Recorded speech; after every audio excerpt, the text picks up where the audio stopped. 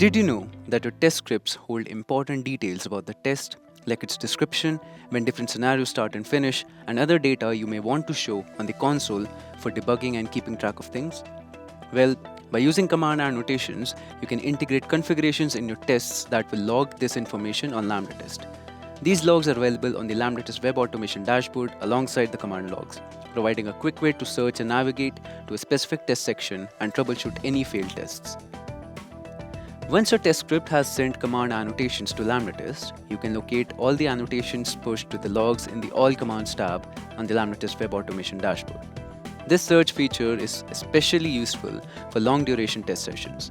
Additionally, you can filter these annotated logs based on severity levels and customize the selection according to your logging patterns. And there you go. That's how you can use command annotations while performing web automation on the LambdaTest platform.